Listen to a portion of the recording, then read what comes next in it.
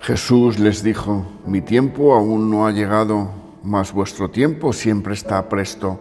Juan 7:6. Jesús se dirige en estos términos a sus discípulos ante la insistencia de estos para que se manifestase en Judea, saliendo de los límites de Galilea, pero se había recluido desde la Pascua anterior que había tenido lugar en el mes de abril.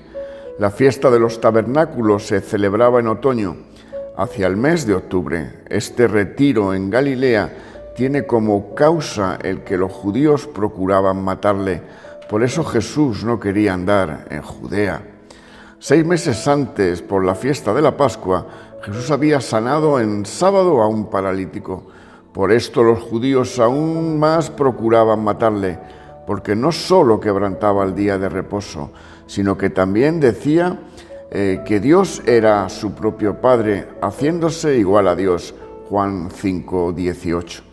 Este pasaje del capítulo 5 nos da las claves para entender el diálogo que en este capítulo 7 sostiene Jesús con sus hermanos, discípulos, el pueblo y los gobernantes. Si no estuviese aquí escrito, porque ni aun sus hermanos creían en él, diríamos que el interés mostrado por ellos para que los discípulos de Jesús conocieran sus obras y no quedaran en lo secreto sería una prueba de su convencimiento de que Jesús era el Mesías. Pero no es así. Jesús hace patente la diferencia entre mi tiempo y vuestro tiempo. El mundo no puede aborreceros a vosotros, pero a mí me aborrece, dice el verso 7. El tiempo del que habla Jesús es la consumación como Cordero de Dios en el sacrificio de la cruz. Esto era algo que en manera alguna encajaba en la mentalidad mesiánica de los discípulos. Jesús les dice que vuestro tiempo siempre está presto, pues ellos buscaban hacer su propia voluntad, mientras que Jesús hacía la voluntad del Padre y en el tiempo señalado por el Padre. Esta fidelidad de Jesús choca con la actitud de los discípulos e incluso con la de los gobernantes de su pueblo. El Señor Jesús dice a los discípulos que el mundo no les puede aborrecer. ¿Por qué razón? Porque son del mundo y el mundo ama lo suyo. Juan 15:19. Por tanto, no puede haber acuerdo entre Jesús y estos siervos suyos, porque Él no es del mundo. Incluso lo que ellos esperaban de Jesús era puramente terrenal, pero Jesús es portador de promesas celestiales, hechas realidad en Él. Como dice Pablo, todas las promesas de Dios son en Él sí y en Él amén. 2 Corintios 1:20. En esta charla posicional entre Jesús y los discípulos, Él se atiene a su tiempo y no acompaña a los discípulos a Jerusalén. Más tarde, Él también va a Jerusalén, pero no abiertamente, es decir, como si su tiempo hubiese llegado, sino en secreto. Los judíos que de distintas partes habían venido a la fiesta se preguntaban: ¿dónde está aquel? Entre esa gente había distintas opiniones. Unos decían: es bueno, otros decían: engaña al pueblo. Pero estas opiniones, sobre todo las que estaban de parte de Jesús, no eran expresadas abiertamente por miedo a los judíos. Este miedo nacía de la prohibición expresa de los dirigentes del pueblo para escuchar a Jesús. Sin embargo, a Jesús no le preocupaba tal prohibición y así, a la mitad de la fiesta, subió Jesús al templo y enseñaba, nos dice el verso 14. Ante esta enseñanza, los judíos del pueblo llano se encontraban perplejos al ver el poder de la palabra de Jesús y su sabiduría, y por otra parte la advertencia prohibitiva de los sacerdotes, escribas y fariseos. Por desgracia, este dilema todavía permanece hoy en muchas iglesias, sobre todo es evidente en la Iglesia Católica Romana. Las doctrinas oficiales se oponen al poder de la palabra de Jesús y su sabiduría, pero el Señor Jesús nos enseña un método para conocer si la doctrina que nos enseñan es de Dios o si esas personas hablan por su propia cuenta y riesgo. Jesús les respondió y dijo: mi doctrina no es mía, sino de aquel que me envió. El que quiera hacer la voluntad de Dios conocerá si la doctrina es de Dios o si yo hablo por mi propia cuenta. Versos 16 y 17. La clave de este discernimiento doctrinal se basa en querer hacer la voluntad de Dios. Esto era válido para los que escuchaban la palabra de Dios de labios de Jesús y también para los que la quieren escuchar hoy día. El gran problema de Israel fue que dejó de escuchar a Dios y escuchaba a los hombres que decían hablar de parte de Dios, como hoy hacen tantos hombres y mujeres que escuchan a los que dicen hablar en nombre de Dios. Pero estos hombres y mujeres no tienen comprobante alguno para saber si esa doctrina es de Dios, a no ser que ellos mismos estén decididos a hacer la voluntad de Dios. No hay doctrinas de hombres que nos puedan dar a conocer a Dios. Solo Dios nos puede dar a conocer su propia voluntad. Esa voluntad es la manifestación de su amor en su Hijo Jesucristo. Por eso su voluntad para el que cree es vida eterna en Cristo Jesús. De ahí que no se trata de estar de parte de estos o de parte de aquellos, sino de parte de la voluntad de Dios, y esa persona tendrá el testimonio en sí misma para discernir cuando habla Dios y cuando charlatea un hombre, porque la misma Escritura nos dice en 1 de Juan 5 del 10 al 12, el que cree en el Hijo de Dios tiene el testimonio en sí mismo, y este es el testimonio, que Dios nos ha dado vida eterna. Y si esta vida está en su Hijo, el que tiene al Hijo tiene la vida. El que no tiene al Hijo de Dios no tiene la vida. Por tanto, no se trata pues de tener una doctrina, sino de tener la vida, de tener al Hijo de Dios. La voluntad de Dios es que todo aquel que vea al Hijo y cree en Él tenga vida eterna, como nos dice Juan 6:40. Los maestros doctrinales se empeñan ellos mismos en ser testimonio y garantía de su propia doctrina, pero no es más que cosa de hombres, y todo el que no esté de acuerdo con ellos dicen que no está en la verdadera doctrina. Pero según las Escrituras no vamos a conceder más fiabilidad a la palabra de estos maestros que hablan por su propia cuenta que a la palabra dicha por el mismo Hijo de Dios. Y nos dice que quien quiera hacer la voluntad de Dios conocerá si la doctrina es de Dios, y ya sabemos cuál es la voluntad de Dios para con nosotros, que creamos en su Hijo Jesucristo. El que acepta a Jesús como su perfecto Salvador es de Dios, y el que es de Dios las palabras de Dios oye, y conocerá cuando habla Dios y cuando charlatea un hombre. Jesús, ante las murmuraciones de los judíos, no se apoya en principios dogmáticos para garantizar su veracidad doctrinal frente a los sacerdotes, escribas y fariseos. Él solo habla del inmediato conocimiento que tiene el que cree en Él, para discernir en el Espíritu todo lo que viene de Dios frente a los que hablan por su propia cuenta, sin que Dios nunca los hubiese enviado.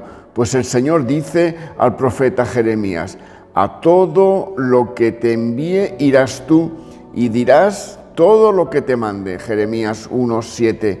El hombre, desde el punto de vista de sus propios ojos, solo puede juzgar según las apariencias, porque el justo juicio es de Dios, y solo el que tiene el Espíritu de Cristo puede entender y discernir espiritualmente, porque el Espíritu todo lo escudriña aún lo profundo de Dios, nos dice Pablo en su primera carta a los Corintios capítulo 2. El Señor pues se enfrenta a esta falta de juicio de su pueblo y les pregunta: ¿no os dio Moisés la ley y ninguno de vosotros cumple la ley? ¿Por qué procuráis matarme? A tal absurdo puede llegar el hombre en su apreciación sobre la ley, que él mismo es transgresor de esa ley y al mismo tiempo condena a otro porque le parece que no cumple esa ley. Así de necios somos. Este era el caso de Jesús ante los dirigentes de su pueblo. Para ellos había quebrantado la ley, que ninguno de ellos cumplía. Jesús les hace ver que el cumplimiento de la letra de la ley no aprovecha para nada, porque la letra mata y el Espíritu es el que da vida. La ceguera de estos hombres, defensores de la ley de Dios, era tan grande que no tenían discernimiento.